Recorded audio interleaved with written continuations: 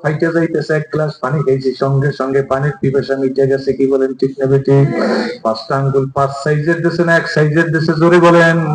পাঁচ সাইজের গ্লাসটা ধরতে কোনো সমস্যা হয় না। আঙ্গুলের টিপ দিয়ে আসছি, এই জন্য সব সিগনেচার নকল করতে পারে, টিপকে নকল করতে পারে না। ভোটার আইডি কার্ডের আঙ্গুলের টিপ লাগে, এই জন্য ভোটার আইডি কার্ড অনেক সময় নকল করা যায় না। অ্যাকাউন্টের সিগনেচার নকল করে নিয়ে যাইতে পারে, কিন্তু আঙ্গুলের টিপ নকল হয় না। কি বলেন ঠিক না বেটি? কারণ আঙ্গুলের প্যাচ গুলো এমন ভাবে বানাইছে, এইখানে যত লোক দ্বারা করাইয়া এরপরে যদি পরীক্ষা করা হয়, আমার টিপের সাথে সাইদুল ভাই টিপ মিলবে না, সাইদুল ভাইয়ের আঙ্গুলের টিপের সাথে আমার খতিব সাহেব হুজুরের আঙ্গুলের টিপ মিলবে না, খতিব সাহেব হুজুরের আঙ্গুলের টিপের সাথে মেহমানদের আঙ্গুলের টিপ, আপনার আঙ্গুলের টিপ মিলবে না। এই যে একজনের সাথে আর একজনের মিললো না, এটা কে দিল? ধরে কয়, এই ক্ষমতা কার? তোমার কণ্ঠস্বরের সাথে 1,00,00,000 লোকের কণ্ঠের কোনো মিল নাই। কি বলেন ঠিক না বেটি? ওরে বান্দা,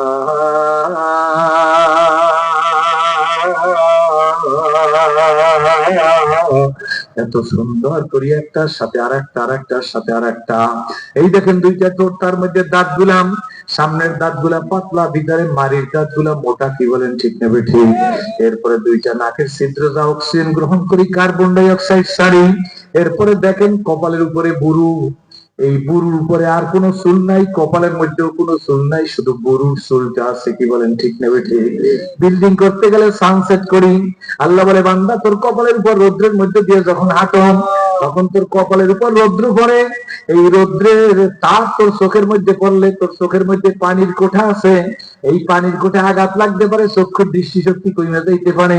এই জন্য আমি তোর চোখের উপর সানসেট দিয়ে দিছি, এই বুরু দিয়ে। জোরে কোন সুবহানাল্লাহ। এই বুরু দিয়ে তোরে সুন্দর করিয়া সাজাই দিলাম। আমি বাংলায় লেখা দিছি, করিলাম অনুগত কতই না দূরে দিয়া, কত সুন্দর করিয়া সাজাইলা তার দিয়া, কিছুই গোপন নাহি তাহার জ্ঞানের কাছে,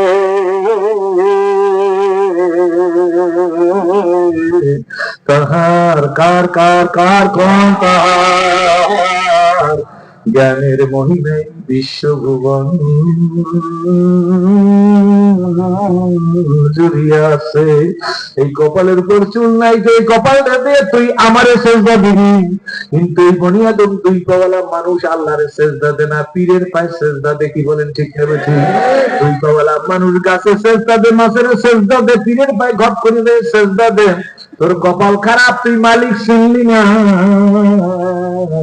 তোরে সেজদা দেওয়ার জন্য মালিক কপালটা পরিষ্কার রাখছে, এরপরে মাথার উপরে চুলগুলা সুন্দর করিয়া কালো বানাইয়া সাজাই দিছে। কি বলেন ঠিক না বেঠি? এত সুন্দর করিয়া একটার পরে আর একটা অঙ্গ প্রত্যঙ্গ সুন্দর করে সাজাইলো। যদি চিন্তা করতাম তাইলে মানুষ, আর চিন্তা করি এই জন্য মানুষ রূপে পশু হইয়া রইছি। কি বলেন ঠিক না বেঠি? আমার আপুরা, আমার যুবকেরা, আমার পর্দার মা, আমি তোদের মা ডাইকে গেলাম। আজকে 40 বছরের বয়সী হয়ে গেছে, ঘরের দরজায় মা বইলে একটা ডাক দিবার পারি নাই। আপনারা বলতে পারেন হুজুর আফসোস করেন, আফসোস করি না, বরং শুকরিয়া আদায় করি যে আল্লাহ যখন ওযু করিয়া মালিকের দরবারে দাঁড়ায় যাই, যখন সেজদায় চলিয়া যাই, খোদার কসম করিয়া বলি, মনে হয় যেন সমস্ত দুনিয়ার রাজত্বটা আল্লাহ আমারে ভিক্ষা দিয়ে দিছে। গাজার মধ্যে শান্তি খোঁজো, ইয়াবার মধ্যে শান্তি খোঁজো, ফেন্সির মধ্যে শান্তি খোঁজো, পীরের পায়ে সেজদা দেওয়ার মধ্যে শান্তি খোঁজো, কত যেটা একটি বেসরীয়তি কাজের মধ্যে শান্তি খোঁজো। খোদার কসম যুবক, গাজায় শান্তি পাবি না, ইয়াবায় শান্তি পাবি না, মরফিন শান্তি পাবি না, প্যাথিডিন ইনজেকশন নিয়ে 2 ঘন্টা 4 ঘন্টা ঘুমাইয়ে শান্তি পাবি না। আমি সিরাজির কথা শোন, এখন ওযু কর, আল্লাহর কসম করে বলি, আগে মসজিদে ঢোক, কারো দিকে তাকান লাগবে না, 2 রাকাত সালাতুত তাওবার নামাজ পড়িয়া সিজদায় চলিয়ে যাম। সিজদায় যেয়ে বল, মালিক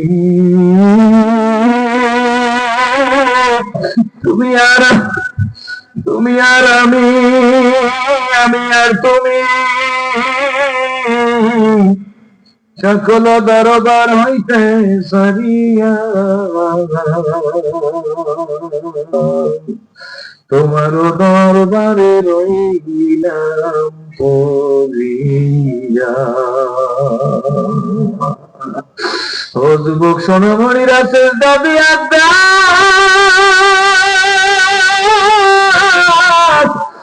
আমার আল্লাহর সে দাবিতে কত মজা। আজ থেকে কোন কোন যুবক তৈরি আছে রাজি গোদাস্ত দেবা না ফেরা পানি।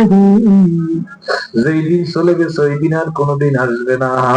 আজ থেকে ওয়াদা দিতে চাই বাবা, আল্লাহ তৌফিক না দিলে এই মা ফেলেও আসতে পারতেন না। কি বলেন ঠিক নেবে ঠিক?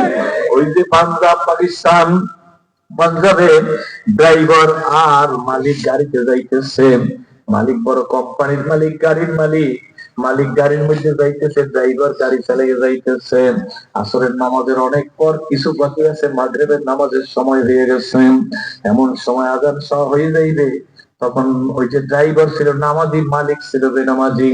ড্রাইভারের হাতটা কাঁপতেছে। তখন মালিক ডাক দিয়ে জিজ্ঞেস করতেছে, ড্রাইভার তোর হাত কাঁপে কেন? কয় স্যার একটু পরেই তো আজান দিয়ে দিবে। মালিক ডাক দিয়ে বলে, একটু পরে আজান দিবে তাতে তোর কি? কয় স্যার নামাজ পড়া লাগবে। আগে আজান দিবে তারপর নামাজের চিন্তা করবি, তুই ভালো করিয়া গাড়ি চালাম।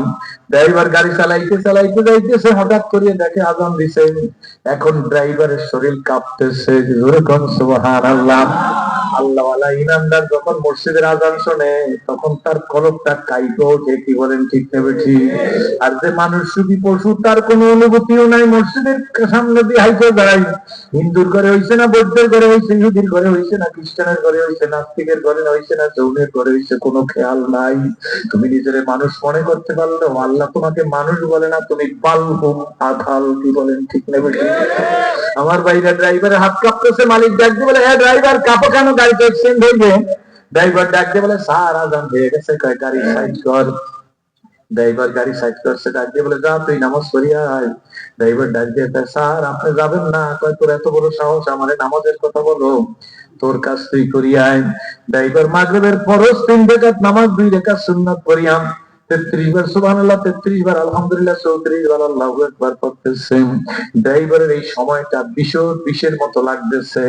যারা নামাজি তাদের মসজিদ লাগে মাছের মধ্যে, মাছদের যেমন পানির মধ্যে লাগে। আর বেনামাজির যেমন মাছ পানিতে ডুবাইলে ছটফট করে, বেনামাজি মসজিদে গেলে ওই রকম ছটফট করে। এই জন্য দেখবেন আপনি 3 রাকাত ফরজ, 2 রাকাত সুন্নাত নামাজ পড়তে পারবেন না। এর আগে দেখবেন টাস টাস করে জোতা মসজিদের বাইরে পড়তেছে, ওনার ফরজ সুন্নাত সব হয়ে গেছে। কি বলেন ঠিক আছে? আর এখন তো দেখি জুমার দিন ইমাম সাহেব হুজুরেরা বসা আছে, ফরজ নামাজ পড়ার পরে শতকরা 60 জন মুসল্লি আর সুন্নাত পড়ার জন্য মসজিদে বসে না। ঠিক করে জোরে বলেন। এই ফরজ নামাজের পরে সুন্নাতে মুআক্কাদা আছে না নাই? এই মুআক্কাদা তোর বাপে করিয়ে দিয়ে আসবে না, তোর দাদাই করিয়ে দিয়ে আসবে না, তোর ভাই করিয়ে দিয়ে আসবে। কপালটারে এমন নষ্ট করলি, দেখবেন আমি বলে গেলাম শতকরা 60 জন লোক মসজিদ থেকে নাইমা যায়। ইমাম সাহেব কথা বলতে সাহস পায় না, কারণ ইমামের উপরই কেন্নায় চড়ায় হয়। কি বলেন সত্য না মিথ্যা? একটু চিন্তা করে বন্ধু,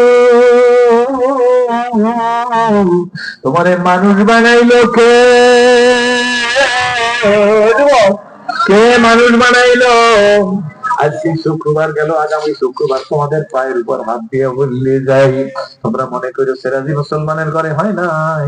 আমাদের অনুরোধ করে গেছে না, পুরা সুন্নাত নামাজটা পড়ে মসজিদ থেকে বের হব, নাইলে আল্লাহর মাকামে দাঁড়াইতে হইবে, হিসাব দেওয়া লাগবে। কি বলেন ঠিক না? আমার বন্ধু, আমার ভাই ড্রাইভার মসজিদে চলে গেছে, সাহেব তো আর যাবে না, কষ্ট হয়, সাহেব তো আর যাবে না। ড্রাইভার চৌধুরী আল্লাহু আকবার করতেছে, এমন সময় মালিক গাড়ি চালাইয়া ড্রাইভারের কাছে যাইয়া মসজিদের বাইরে দাঁড়াইলাম। দেখ দেখ, হে ড্রাইভার কি করো?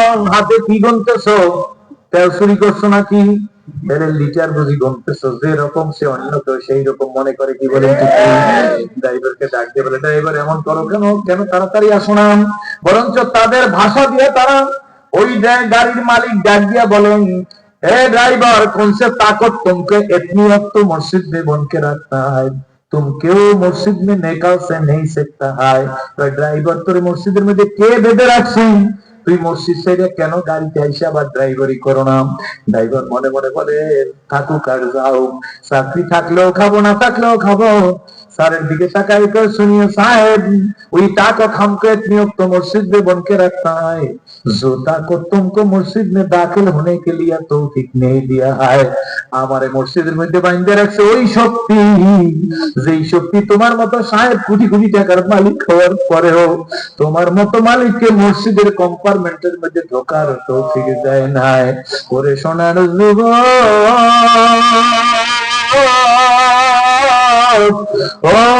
ব্যবসায়ী, তোমার বাড়ির চাকর মসজিদে গেল আর তুমি যাইতে পারলা না, আমার সাথে একটা ছেলে ডিএইচি থেকে পাঠাই দিয়েছেন, এইখানে পথ চিনে আনার জন্য ছেলেটা বসা আছেন। 2 মাস হয় বিবাহ করছেন, ছেলেটা মাথায় পাগড়ি বেঁধে নামাজ পড়েন, সরমনের হুজুরের মুরিদ। লোকটা আমার কাছে একটু আগে বলে, হুজুর দোয়া করবেন, 2 মাস হয় বিবাহ করছি, তার বাপ মামি স্ত্রীকে পর্দায় চালাইতে চাই, এই জন্য আমার কাছ থেকে এখন মেয়েকে ছাড়াইয়া রাখবে।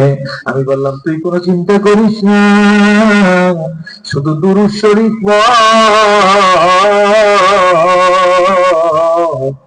যাহা বার্তা হবে আমার মালিকের কাছে সুপর্দ করিয়া দে। ওই ছেলের আর ওই মেয়ের মায়ের আরো ওই শ্বশুর শাশুড়ি আরো শুকরিয়া আদায় করার কথা ছিল। আমি মেয়েটাকে বিবাহ দিছি, এখন মেয়েটার খাস পর্দা কায়েম করতেছে, বড় জামাইয়ের উপরে বেজান জামাই তারে পর্দায় রাখতেছে। এর সেইতে কপাল পোড়া হতভাগা এই জমিনের মধ্যে আর কেউ হইতে পারে না। জোরে বলেন ঠিক না বেঠে? বন্ধুরা কথা বলিয়া যায় না, এই জন্য আসুন অল্প কথায় জীবন দুরুস্ত হইয়া যাইতে পারে। হযরত মুআয ইবনে জাবাল মনে আসেনি? মুআয ইবনে জাবাল নবীজির কাছে আইসা বলে, নবী গো আমাকে ওয়াজ করেন। এই যে হুজুরে ওয়াজ করছে, আলেমরা ওয়াজ করছে, আমি আপনাদের কাছে কথা বলতেছি। আল্লাহর নবী বলে, নবীজি আপনাকে, আপনি আমাকে ওয়াজ করেন। আল্লাহর নবী মুআয ইবনে জাবালকে কি ওয়াজ করে শোনেন। আল্লাহর নবী নিজে 2টা আঙ্গুল দিয়ে জিহ্বাটা ধরছে, ডাক দিয়ে বলে, মুআয তুমি তোমার জিহ্বাকে সংযত করো। জোরে জোরে কোন সুবহানাল্লাহ। এবার জিহ্বাকে কন্ট্রোল করো, জোরে গান ব্যাস ওয়াজ শেষ। কি করবে? জোরে কোন। আর আমাদের একজন বন্ধু আর একজন বন্ধুর সাথে একত্র হইলে কথাটা বললে তো দোষ হয় না, বললে পারি না, শুরু করি গেছি কি বলেন ঠিক না ঠিক? এইটা যে গীবত হইতেছে তাও বোঝে না।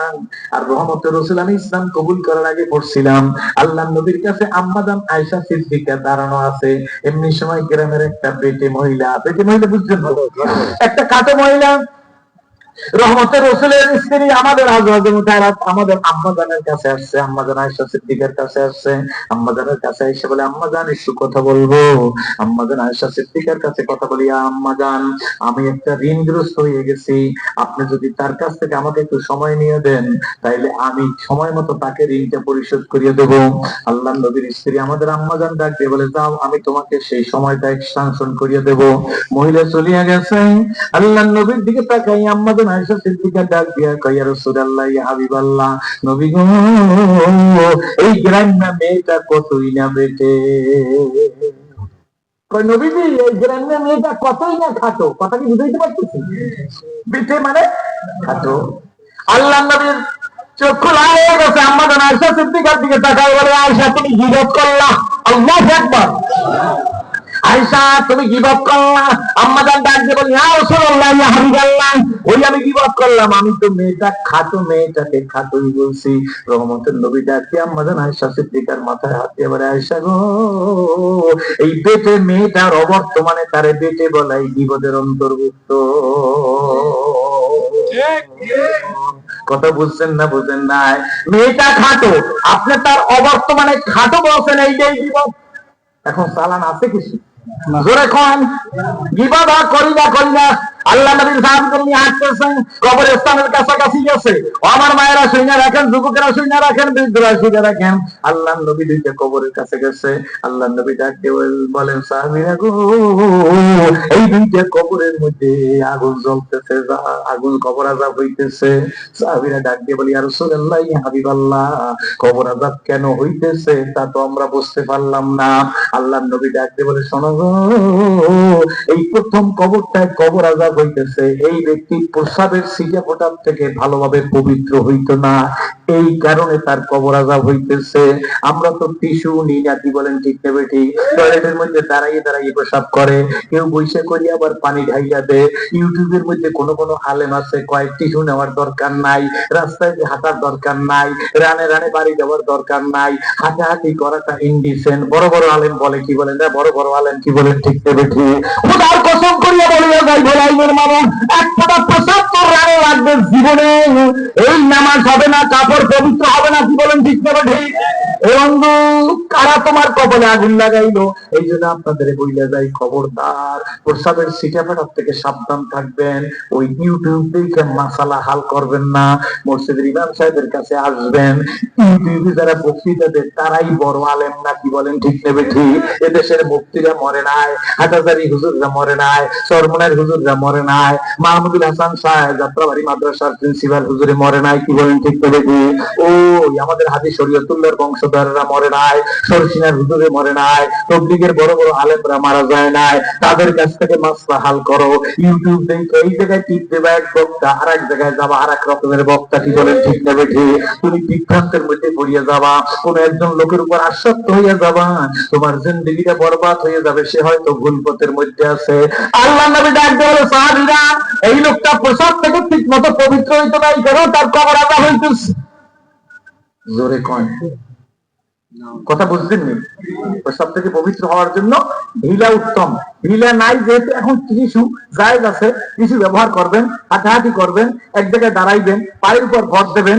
এরপর যখন কনফার্ম হবেন, কারণ প্রসাবের নালাগুলা, প্রসাবের নালীটা আঁকা বাঁকা, এই ঢিলা বা টিস্যুতে প্রসাব বের করে আনে না, প্রসাব বের হয়ে আসে এটা ঢিলা বা টিস্যুতে চুইসে নিয়ে যায়। কি বলেন ঠিক থাকে? তখন আর আপনি যদি এরপর নাও ধুইতে পারেন তাতে কোনো সমস্যা নাই। রানে কাপড়ে আর প্রসাবের ছিটা ফোটা কি করলো না? জোরে করে হাত দিয়ে কয়েন কয়েন কয়েন, হাত দিয়ে কয়েন লাগলো না। কি বলেন ঠিক না বেটি? আজ থেকে এই আমলটা করতে পারবেন? জোরে করে আল্লাহুম্মা আমিন। বাবা, আমি তো আপনাদের দেখে শিখছি। আল্লাহর কদরে করেন। এই জীবন যে কত সুন্দর, মুসলমানের জীবনটা যে কত সুন্দর। এই খবরটা প্রসাবের কারণে বা হয়তো না, এই কারণে তার কবর আযাব হইতেছে। এই কবরে আযাব কেন হয়? আল্লাহ নবী ডাক দিয়ে বলে, এই লোকটা ছিল চগলখোর। চগলখোর শুনছেন? কারে কয় চগলখোর? বুঝেন না?